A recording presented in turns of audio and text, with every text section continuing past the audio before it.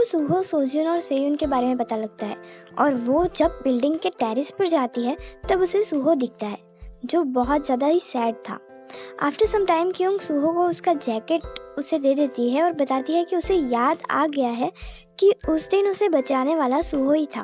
रहे होते हैं कि तभी बिल्डिंग में फायर अलार्म बजता है। सब लोग टेरेस पे आ जाते हैं, पर फिर बाद में पता चलता है कि कहीं पर भी आग नहीं लगी है, बस धुएं की वजह से फायर अलार्म बजा है। क्योंग और सूहो भी उन सब के साथ नीचे जाते हैं। सूहो क्योंग के पास ही रहता है जिससे उसे किसी का धक्का ना लगे, पर क्योंग के मन में तो अभी भी यही था कि सूहो उस पर दया करके अच्छे से बिहेव कर रहा है। बस स्टैंड पर सूहो को सैड देखकर क्योंग कहती है कि रोने से दिल की भड़ास निकल जाती है, तो कभी कभी रो लेना अच्छा होता है। ये कहकर क्योंग वहाँ से चली जाती है। सूहो जब घर आता है तो देखता है कि उसके डैड भी वहाँ पर आए हुए हैं। उन्हें देखकर वो बिल्कुल भी खुश नहीं होता। उसके डैड पेरेंट्स टीचर मीटिंग के लिए आए हुए थे, पर सूहो उन्हें स्कूल में ना आने के लिए कहता है। स्कूल में क्योंग सूहो के सामने आने से बचती है। क्लास में टीचर टेस्ट का रिजल्ट बताते हैं जिसमें सोजिन फिर से सेकंड प्लेस पे आती है। इससे वो बहुत फ्रस्ट्रेट हो जाती है, लेकिन क्योंग की कंडीशन तो और भी बुरी होती है। उसकी मॉम भी स्कूल में पेरेंट्स टीचर मीटिंग के लिए आई होती है। क्योंग के मार्क्स देखकर मम्मी का गुस्सा एकदम उफान पे होता है और वो अपने हाथ में पकड़ा हुआ फैन टीचर के सामने कर देती है। क्योंग की मॉम टीचर को अपना कार्ड पकड़ाते हुए कहती है कि अरे ये तो कुछ भी नहीं है, मैंने तो अच्छे अच्छों के आईब्रो ठीक किए। टीचर को भी एक उम्मीद की किरण दिख जाती है।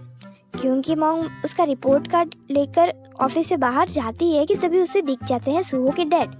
क्योंकि वो एक एक्टर हैं, क्योंकि मॉम उनकी बहुत बड़ी फैन है। वो क्योंकि मार्कशीट पर ही उनका ऑटोग्राफ ले लेती है। सभी बच्चों को ये पता लग जाता है कि ये फेमस इंसान सूहो के डैड हैं और क्योंग भी लोगों को बात करते हुए सुन लेती है कि सूहो के डैड ये हैं और सूहो की मॉम की डेथ हो गई है। सोजन भी सूहो के डैड को देखता है और उसके एक्सप्रेशन से लगता है कि वो उन्हें बहुत नफरत करता है। सूहो के डैड के हाथों में एंटरटेनमेंट कंपनी है और इस कंपनी से सेवन को फायर कर दिया गया था। उसके डैड चाहते तो ये सब रोक सकते थे, पर उन्होंने ऐसा कुछ भी नहीं किया, इसलिए सोजिन उनसे बहुत नफरत करता था। दूसरी ओर सोजिन के क्लास में सेकंड आने पर उसके डैड उस पर गुस्सा करते हैं। वो हमेशा से चाहते थे कि सोजिन क्लास में फर्स्ट आए, पर सोजिन की जगह पर सूहो हमेशा फर्स्ट आता था और इसी वजह से उसके घर का माहौल भी अच्छा नहीं था। सोजिन जब भी नर्वस होती है वो अपने हाथों को हार्म करती रहती है। उस फेस्टिवल के दिन जो कुछ भी हुआ उसे लेकर स्कूल में क्योंग सूहो से बात नहीं करती और ना ही सूहो क्योंग से बात करता है। हालांकि दोनों चाहते हैं कि कोई तो पहले आकर बात करे। क्योंग लैब की सफाई करके निकलती है, तभी उसे लगता है कि उसका ब्लेजर किसी ने पकड़ लिया है। अब सूहो के अलावा तो क्लास में कोई था नहीं, तो वो कहती है कि छोड़ो मुझे। अरे मैंने कहा ना, मेरा ब्लेजर छोड़ो, मुझे कुछ भी बात नहीं करनी है। एम्बैरेसमेंट में डुबकी लगाने के बाद क्योंग क्लास में आती है, तब उसे गोउन का मैसेज आता है। गोउन उसे मिलने के लिए बुलाती है। थोड़ी बातों के बाद क्योंग पूछती है कि उन लड़कियों ने तुम्हें फिर से परेशान तो नहीं किया ना। गोउन कहती है कि वो मेरे सामने तो कुछ नहीं कहती, पर मेरे पीठ पीछे बहुत कुछ बोलती है। पर उनके कुछ भी कहने से अगर मैं अपने आप से नफरत करूंगी तो मेरा जीना तो मुश्किल हो जाएगा।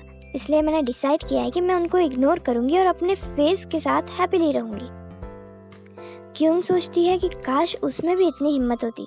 गोउन क्योंग को उसके घर पर मेकअप करना सिखाने के लिए बुलाती है। यहाँ सोजन भी मस्त नहा धोकर चीते वाले शॉर्ट्स पहन के ओकी डोकी यो का गाना सुन रहा होता है। सोजन अपने डांस में इतना मशगूल होता है कि उसे पता ही नहीं चलता कि घर पर क्योंग आई हुई है। सोजन क्योंग को देखकर एकदम कूल बन के अपने रूम की तरफ जाता है, लेकिन बेटा कब तक कूल बनेगा।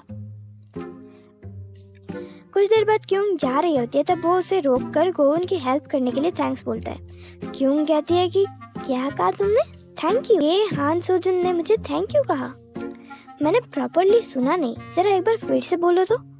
सोजुन कहता है कि हाँ थैंक यू और सॉरी भी। सोजुन को पता था कि सूहो ने क्योंग को जो कुछ भी कहा वो सोजुन की वजह से ही कहा। क्योंग कहती है कि सॉरी तो मुझे बोलना चाहिए, मैंने तुम्हें ऐसे शॉर्ट्स में जो देख लिया। दूसरी ओर सूहो कॉमिक स्टोर पर जाता है ये सोचकर कि शायद क्योंग वहाँ पर होगी, और उसी टाइम उसे दिख जाती है क्योंग की मॉम। वो उसे अपने घर ले आती है। घर आने के बाद क्योंग जब सूहो को देखती है तो वो शॉक हो जाती है। क्योंग के पापा और भाई तो सूहो का इंटरव्यू लेने ही बैठ जाते हैं। तुम्हारा क्योंग से क्या रिलेशन है? तुम सिर्फ क्योंग के दोस्त हो या फिर? सीधा साधा सुहो बेचारा इन सब का जवाब देता है कि मॉम आती है और क्योंग के पापा को टेबल लाने के लिए कहती है, लेकिन क्योंग का भाई सुहो को अपने साथ टेबल लेने के लिए ले जाता है। दोनों टेबल लेके आते हैं पर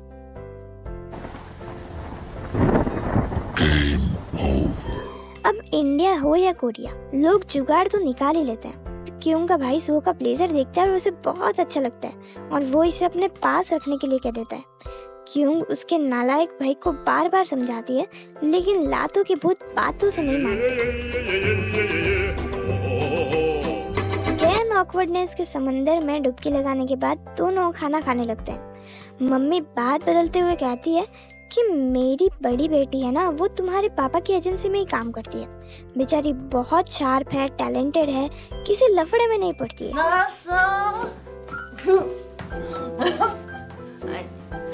लड़खड़ाती दीदी का पैर टेबल पर पड़ता है और सारे घर की बत्ती गुल हो जाती है। अंधेरे में सब इधर उधर भागने लगते हैं और जब क्योंग मोबाइल की टॉर्च ऑन करती है तो उसे कुछ ये नज़ारा देखने को मिलता है। नेक्स्ट डे क्योंग की बहन उसे साउना चलने के लिए कहती है। ये एक ऐसी जगह है जहाँ पर आप खा पी सकते हैं और स्टीम बाथ ले सकते हैं और अपना दिन आराम से रिलैक्स होकर गुजार सकते हैं। क्योंग शांति से विदाउट मेकअप अपना टाइम स्पेंड कर ही रही होती है और जब वो वहाँ एक रूम के बाहर निकलने वाली होती है कि तभी उसे सोजन और उसका क्लासमेट दिख जाता है। अब ये जिस रूम में बैठे हैं वो साउना का हॉटेस्ट रूम है। वेट करती है कि कब तो ये दोनों जाएं और कब वो बाहर निकले। कुछ देर बाद वो लोग बाहर निकलते हैं और क्योंग भी उनसे बचते बचाते उसकी बहन को लेकर बाहर आ जाती है। उनकी बहन उसे कुछ खाने को लाने के लिए कहती है और क्योंग भागकर बर्गर लेने के लिए जाती है। उसे बस ये डर था कि कोई उसका स्कूल वाला मिल ना जाए और उसको ऐसे ना देख ले। वो भी वहाँ से गुजर रहा होता है और उसे देख लेता है। क्योंग बर्गर खरीद रही होती है तभी सैमी दिख जाती है और वो लोग फिर से क्योंग को परेशान करने लग जाते हैं। क्योंग उनसे बचकर वहाँ से निकलती है पर उसका पर्स वहीं पर रह जाता है जिसमें उसकी आईडी थी। सैमी उसको देखने ही वाली होती है कि तभी सुहो वहाँ आ जाता है और उसे रोकता है। सुहो क्योंग के पास जाता है और उसे उसका पर्स दे देता है और पूछता है कि वो ठीक तो है ना। क्योंग कहती है कि तुम्हें इससे क्या, तुम आज भी मुझ पर तरस खाकर ये सब कर रहे होंगे ना। क्योंग बात कर ही रही होती है कि तभी उसे सोजन दिख जाता है और सुहो भी उससे बचने के लिए क्योंग के साथ छुप जाता है। वो उसे हक भी कर लेता है। सुहो अपनी कैप क्योंग को दे देता है जिससे कोई उसे पहचान ना सके। दूसरी ओर टीचर क्योंग की मॉम के पास आता है और उसकी मॉम टीचर को सेमी परमानेंट आईब्रो सेट कर देती है।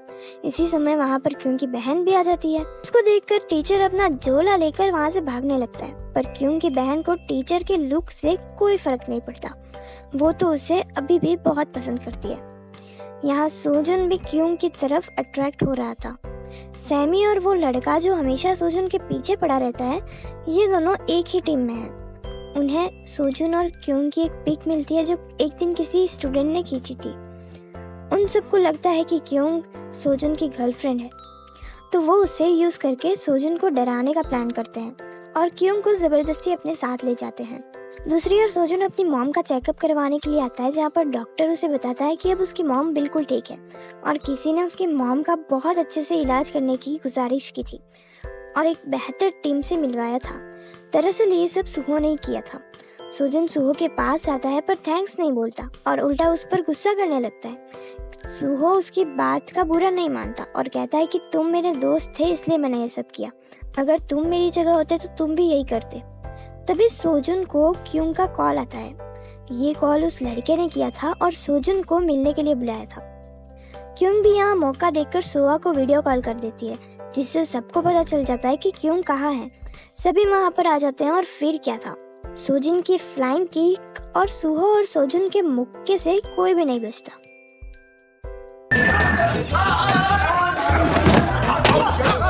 और ये पार्ट यहीं पर खत्म होता है। Thank you so much for watching.